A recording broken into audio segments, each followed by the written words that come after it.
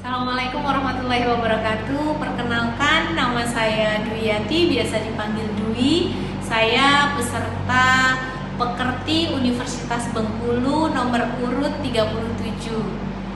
Dalam kesempatan ini saya akan membagikan bagaimana asiknya mengikuti kegiatan pembelajaran pekerti di Universitas Bengkulu, dan pada kesempatan hari ini saya akan melaksanakan kegiatan real teaching. Yuk simak videonya. Oke, ternyata ada beberapa yang belum sarapan ya. Setelah ini kita sarapan.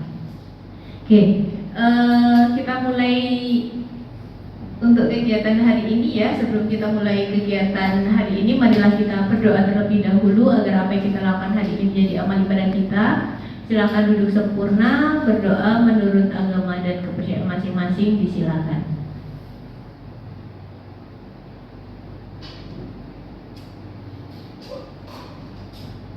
Berdoa selesai.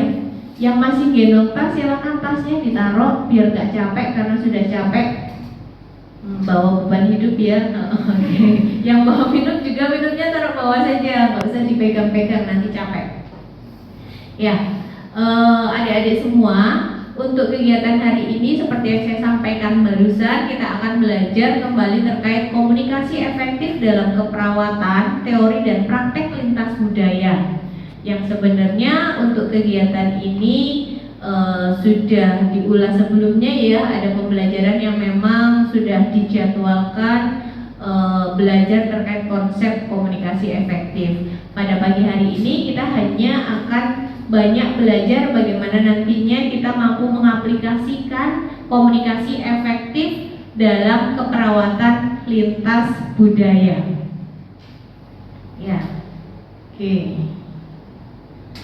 Adapun untuk tujuan pembelajaran pada pagi hari ini, kita akan menyelesaikan terkait bagaimana nantinya di subjek PMK 9 mahasiswa itu mampu mengaplikasikan komunikasi budaya, di mana dalam kegiatan sehari-hari biasanya kita praktek di rumah sakit, tentunya kita akan bertemu pasien, dan kita juga dalam melakukan perawatan pasti selalu melaksanakan atau menggunakan komunikasi efektif ya di sini ya. Makanya kenapa dalam kegiatan pembelajaran hari ini kita akan ulas, kita akan belajar mengaplikasikan bagaimana ketika memang kita nantinya pada saat praktek bertemu pasien-pasien dengan budaya yang berbeda. Dalam kelas ini saja sudah banyak ya teman-teman yang budayanya, kemudian kulturnya, rasnya gitu kan ya berbeda ya. Yang dari Jawa atau yang sukunya Jawa ada berapa? Oke. Rata-rata Jawa. Yang Sunda? Nggak ada Sunda. Padang? Nggak ada Padang. Medan? Oke, Medan 1. Kemudian NTT, NTB, oke. Terus apa nih yang dua di depan? Kalimantan. Oh, Kalimantan ya. Kalimantan ada berapa? 2. Oke. Sulawesi? Oh, Papua. Ada Papua. Papua berapa? 1. Luar biasa sekali ya. Di dalam kelas ini saja kita sudah berasal dari berbagai daerah yang berbeda. Berarti dalam kelas ini kita juga sebenarnya sudah belajar bagaimana masalah kultur itu dalam kehidupan sehari-hari kita temui gitu. Akan tetapi berbeda ketika nanti kita temui pada saat orang sakit gitu. Jadi kita harus mampu memberikan layanan meskipun adik-adik semua belajar di Jawa, kemudian nantinya yang berasal dari suku yang berbeda akan mengelola pasien dengan budaya Jawa. Otomatis kulturnya berbeda ya. Yang tadi ada yang Papua gitu. Berarti antara suku Papua dan suku Jawa pasti ada perbedaannya. Nah, di situ nanti kita akan belajar bagaimana caranya mengelola pasien dengan kultur yang berbeda. Oh, nggak mau ini. Ya. Nah, lanjut. Ya, kok nggak mau.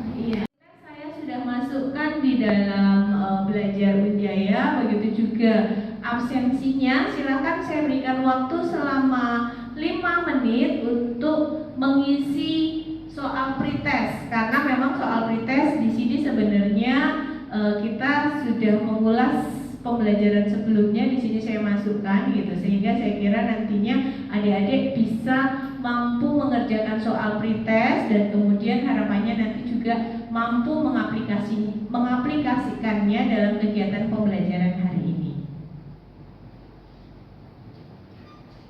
Oke, kita lanjut. Di dalam kegiatan pembelajaran hari ini nanti juga ada beberapa kegiatan yang akan kita lakukan. Salah satunya nanti ada diskusi, kemudian juga ada bermain peran. Terkait kelompok, nanti kelompok sudah saya bagi seperti penjelasan di modul ajar yang saya sampaikan di kegiatan sebelumnya.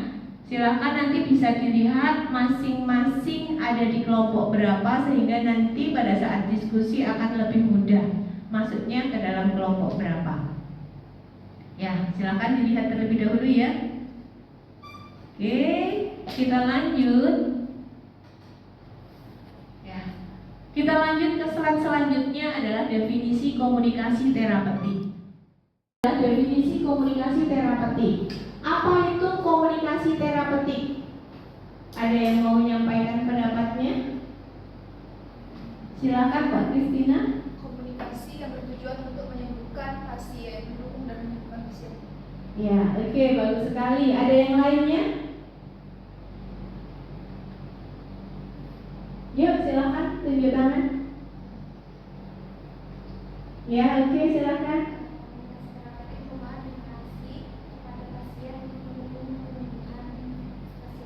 Ya, oke, benar sekali ya. Jadi komunikasi terapeutik ini bagian integrasi di mana fokusnya itu pada kebutuhan pasien pada saat nantinya kita memberikan asuhan keperawatan. Jadi komunikasi terapeutik ini merupakan bagian yang gak kalah pentingnya ketika kita itu merawat pasien. Ya, sebelum kita masuk ke slide selanjutnya, kita akan bermain terlebih dahulu. Silakan bisa keluarkan HP-nya biar nggak bosan. Ya, kita main di Menti ya. Silakan nanti adik-adik bisa menjawab pertanyaan manakah yang bukan unsur komunikasi terapeutik. A. Empati. B.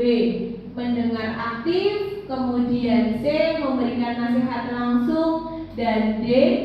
Validasi perasaan. Saya cek terlebih dahulu mentinya.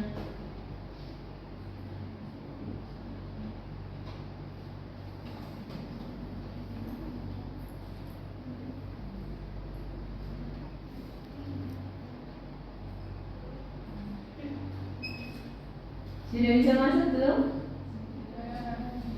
Sudah.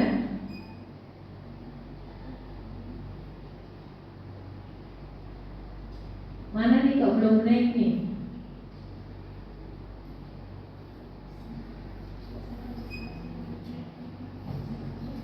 Ibu scan lagi dulu. Scan lagi, oke baik.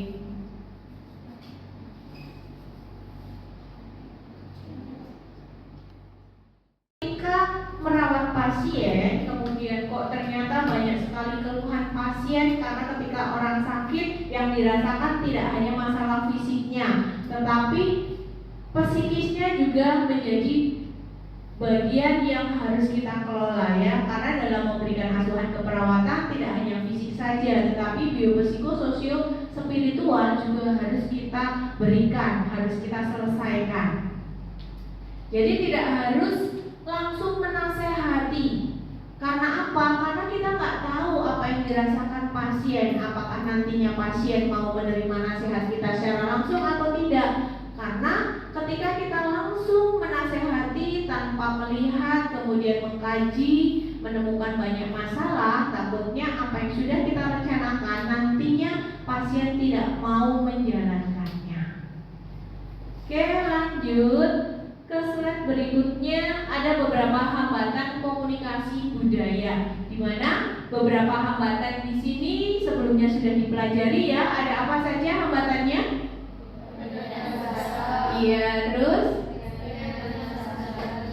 Iya, terus apa lagi? Stigma terhadap penyakit. Jadi 3 bagian ini yang harus kita ingat ketika kita memberikan asuhan keperawatan kepada pasien. Perbedaan bahasa. Di dalam kelas ini saja dengan berbagai suku yang berbeda, kita otomatis bahasanya berbeda ya. Yang dari Kalimantan mungkin orang ngomong Jawa bingung ya, bingung nggak? Bingung ya. Yang dari Papua bingung nggak? Bingung ya.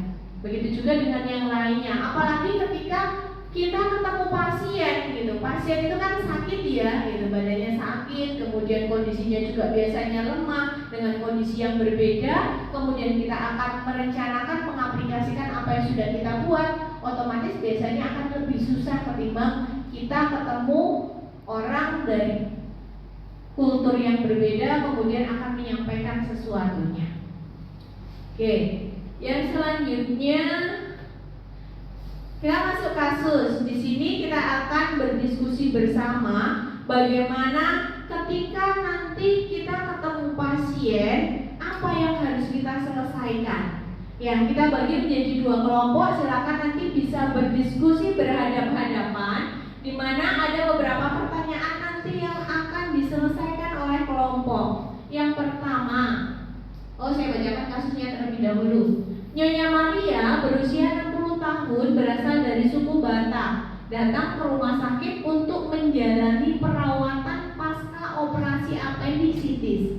Ia tidak bisa berbahasa Indonesia dengan lancar dan hanya fasih berbicara bahasa Batak. Nyonya Maria tampak cemas dan tidak nyaman saat berbicara dengan petugas kesehatan yang berkomunikasi menggunakan bahasa Indonesia. Pertanyaannya, apa saja masalah yang dihadapi oleh perawat dalam berkomunikasi dengan Nyonya Maria dalam kasus ini? Kemudian pertanyaan yang kedua, apa saja langkah konkret yang akan dilakukan oleh kelompok untuk menciptakan lingkungan yang nyaman dan terbuka bagi Nyonya Maria agar nantinya bisa lebih terbuka dalam menghadapi keluhannya. Saya berikan waktu selama 10 menit, silakan saling berhadapan, berdiskusi bersama, kemudian nanti masing-masing kelompok bisa menyampaikan pendapatnya. Saya persilahkan.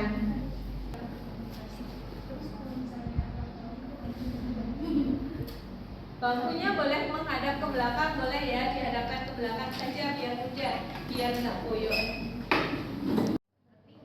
Hambatan yang dilakukan perawat adalah komunikasi. Dalam komunikasi itu kan antara kelompok yang akan mengalami agar juga bisa terjadi ada kesalahannya bisa dibantu oleh perawat yang memahami bahasanya. Langkah-langkah konkretnya bagaimana? Langkah-langkah yang pertama mengintegrasi juru bahasa, misal bawa temannya memang bisa bahasa itu atau keluarga, kalau kan dari mungkin keluarganya ada yang bisa bahasa Indonesia, nah mungkin membantu menyampaikan gitu. Terus kalau pakai bahasa tubuh kan Berdiskusi bersama, karena saya kira dengan banyak kepala otomatis banyak sekali masukan-masukan ataupun ide-ide dari 2 kelompok ini. Saya persilahkan dari kelompok 1. Oke, baik, terima kasih Ibu atas kesempatannya. Perkenalkan, saya Kristina Pasaribu, perwakilan dari kelompok ini. Nah, di kasus ini kan kita melihat bahwa Nyonya Maria ini berasal dari suku Batak ya. Terus untuk pertanyaannya di sini, masalah utama yang dihadapi oleh perawat dalam berkomunikasi dengan Nyonya Maria pasti salah satunya adalah karena bahasa. Itu adalah masalah utama yang dihadapi perawat dalam berkomunikasi dalam kasus ini. Kemudian untuk langkah-langkah konkret yang akan diambil untuk menciptakan lingkungan yang nyaman dan terbuka agar Nyonya Maria ini lebih terbuka, mungkin bisa memanggil perawat yang mengerti bahasa dari Nyonya Maria. Mungkin itu dari saya, dari teman-teman yang lain boleh menyampaikan pendapatnya. Cukup? Ya, dari kelompok kita cukup, mungkin dari kelompok sebelah Ibu. Ya, oke, baik, kita kasih aplaus dulu untuk kelompok 1 ya. Luar persilahkan hasil diskusi dari kelompok 2. Saya persilahkan. Baik, izin menjawab untuk pertanyaan yang pertama itu masalah utama. Untuk masalah utama tadi sudah disampaikan oleh kelompok 1 yaitu mengenai bahasa. Memang tidak jauh dari situ karena sudah jelas di situ Nyonya Maria tidak bisa atau tidak fasih berbicara dalam bahasa Indonesia. Jadinya perawat memiliki hambatan bahasa dalam menyampaikan komunikasi terapeutik. Lalu di situ juga ada tampak cemas Nyonya Maria. Jadi kecemasan Nyonya Maria itu juga bisa menimbulkan Nyonya Maria enggan untuk terbuka dalam menyampaikan keluhan dan juga kebutuhannya. Lalu untuk yang kedua, langkah-langkah konkret yang akan diambil yaitu menyediakan juru bahasa atau yang bisa membahasakan ke dalam bahasa Batak atau juga dengan keluarga yang memang lancar dalam berbahasa Indonesia. Lalu yang kedua, menggunakan bahasa tubuh atau komunikasi nonverbal. Jadi nanti ketika berbicara menggunakan bahasa tubuh seperti itu. Ya, oke, baik, terima kasih jawabannya kelompok 2. Kita kasih opas lebih meriah lagi. Iya. Menemui pasien dengan budaya yang berbeda, misalnya seperti Nyonya Maria usianya 60 tahun ya. Di sini karena beliaunya mungkin sudah tua sehingga memang jarang berkomunikasi dengan menggunakan bahasa Indonesia karena mungkin memang tinggal di desa sehingga beliau hanya bisa berbicara bahasa Batak saja. Jadi salah satu langkah atau tips yang memang bisa dilakukan oleh perawat ketika nantinya kita ketemu masalah transkultural budaya seperti ini, yang dilakukan adalah kita bisa meminta tolong perawat lain agar nantinya bisa menyampaikan apa yang memang sudah kita rencanakan, sehingga yang sudah kita rencanakan nantinya akan berjalan dengan baik sesuai dengan targetnya. Atau ketika memang ada keluarga yang mendampingi kemudian bisa berbahasa Indonesia, kita juga bisa menyampaikannya dengan bahasa Indonesia. Akan tetapi biasanya karena yang sakit adalah Nyonya Maria, meskipun sudah diedukasi kepada keluarga gitu, ketika beliau tidak kita kasih edukasi, biasanya beliau menolak. Sehingga salah satu tips atau langkah yang bisa dilakukan adalah dengan memanggil rekan kerja kita yang memang bisa berbahasa Batak dengan baik. Oke, kita lanjut slide selanjutnya. Slide selanjutnya yaitu terkait teknik komunikasi efektif. Jadi ada beberapa hal yang memang harus diingat kembali, di mana pembelajaran sebelumnya juga sudah mengulas bagaimana ketika kita melakukan komunikasi efektif. Yang pertama, kita harus mampu mendengarkan secara aktif. Ketika pasien kita mengeluhkan atau bercerita sesuatu, kita harus mampu mendengarkan dengan baik. Pada saat kita duduknya juga harus baik nih gitu. Tangannya tidak boleh menyilang, begitu juga kakinya, sehingga memang kita benar-benar welcome kepada pasien kita. Ketika kita ingin bertanya, pada saat memberikan pertanyaan, pertanyaannya itu bukan benar salah, tetapi sebaiknya pertanyaan terbuka, sehingga nantinya pasien bisa menjelaskan secara detail apa yang dia rasakan, apa maunya, kita jadi tahu. Sehingga nantinya ketika kita bertanya dengan pertanyaan terbuka, kita akan lebih banyak mendapatkan data, sehingga nantinya kita akan mampu merencanakan masalah-masalah yang kita temui itu apa saja. Yang ketiga ada refleksi ya. Jadi ketika kita mendengarkan pasien, refleksi yang bisa kita lakukan salah satunya misalnya, saya dengar Anda khawatir tentang kondisi Anda misalnya. Jadi memang kita berusaha merasakan apa yang dia rasakan. Ya, kita lihat videonya ya. Ini sebenarnya kita bisa men-scan, tetapi sudah saya tempelkan di dalam slide. Kita bisa lihat. Ya, ini juga bagian transkultural. Kedengaran tidak? Tidak, iya baik, bentar. Ternyata si pasien tidak mau minum obat nih.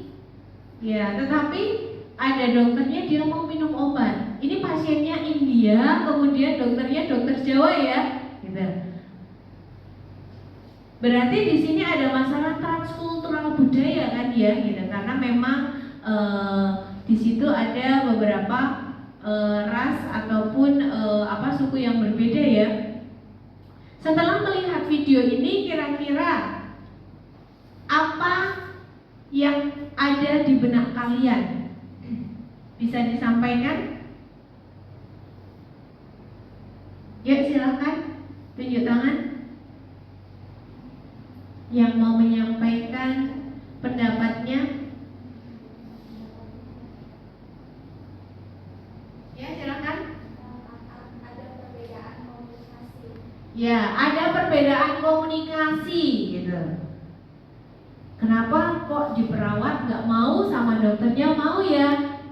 Nah, ada perbedaan komunikasi. Ada lagi pendapat lain?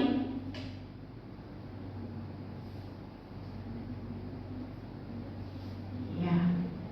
Jadi dari video sudah kita lihat ternyata komunikasi yang baik dan benar itu dibutuhkan. Karena kita nggak tahu nih yang disampaikan perawat apa. Atau mungkin perawat tidak menghargai ketika memang pasiennya itu bercerita, kemudian merasakan hal-hal yang memang nggak nyaman gitu, sehingga perawat tidak mampu memberikan atau melakukan pemberian asuhan keperawatan yang sesuai dengan yang direncanakan. Atau mungkin perawatnya galak nih gitu kan ya, bisa jadi sehingga pasiennya nggak nurut.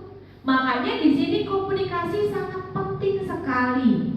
Karena tadi dilihat dokternya saja hanya berdiri, dia langsung mau mengikuti perintahnya. Tetapi mengikuti perintah perawat yang memang sama-sama tujuannya nggak mau. Ya, oke baik, kita lanjut.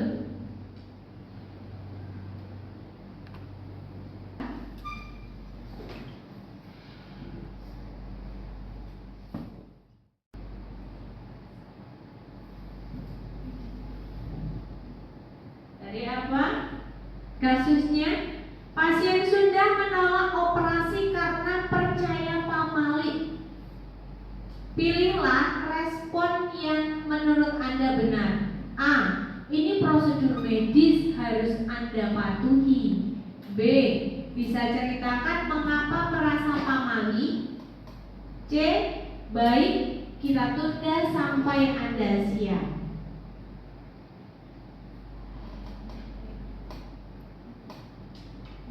Jawabannya apa kira-kira? B.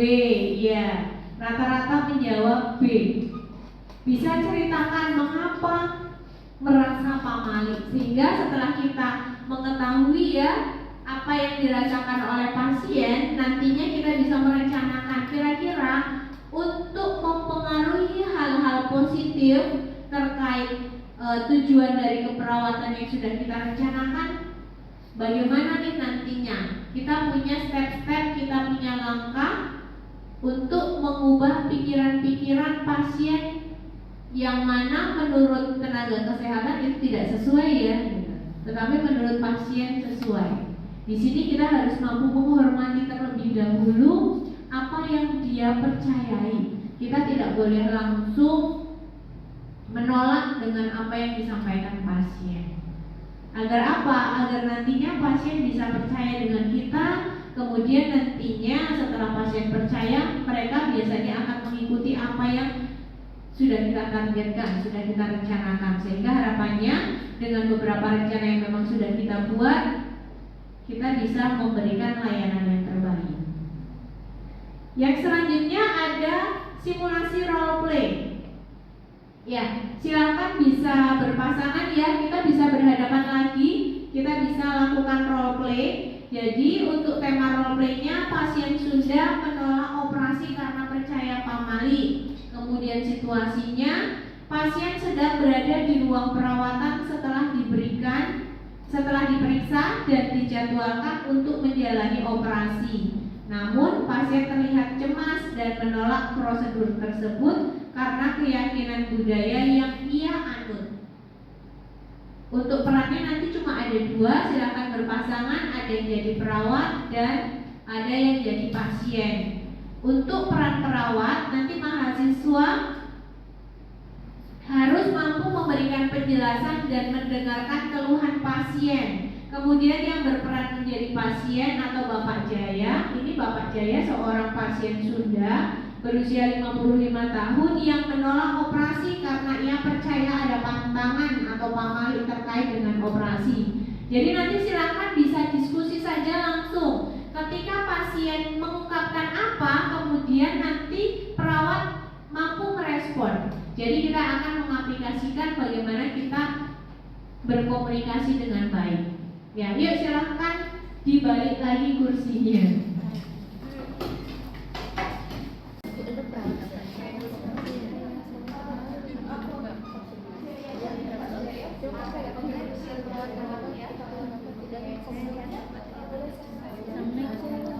Selamat pagi Bapak.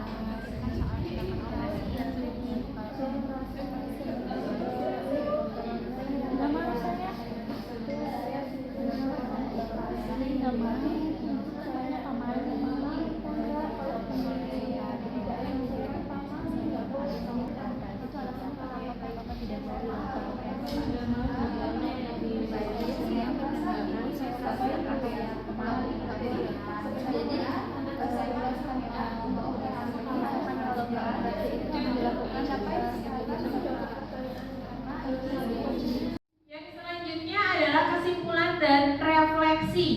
Silahkan bisa dibuka mentinya lagi. Silahkan masing-masing mahasiswa bisa menyampaikan ataupun menuliskan terkait kata kunci dalam pembelajaran yang didapatkan hari ini. Kira-kira kata kuncinya apa?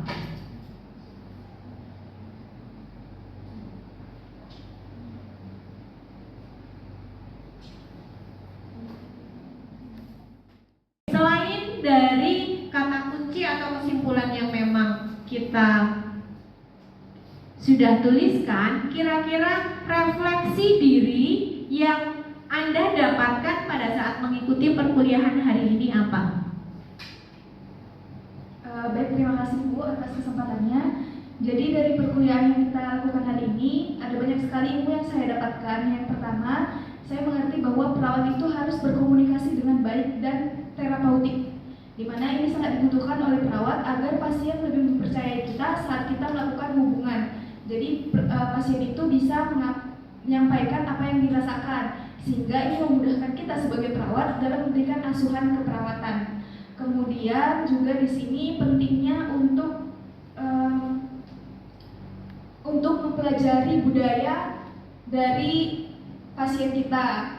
Kemudian kalau kita tidak mengerti, kita bisa dibantu oleh teman kita atau juru bahasa agar kita memahami yang dikeluhkan pasien. Kemudian juga tadi yang saya pelajari bahwa ada hambatan dalam komunikasi. Yang pertama tadi itu adalah perbedaan bahasa, kemudian keyakinan dan tradisional, kemudian juga ada stigma seperti itu, stigma terhadap penyakit seperti itu Ibu. Ya, oke. Kita kasih aplaus yang meriah dulu untuk Mbak Kristina, luar biasa sekali ya. Ternyata banyak sekali yang disampaikan pembelajaran yang didapatkan hari ini. Selanjutnya ada lagi, oke baik silakan. Baik, terima kasih atas kesempatannya Bu.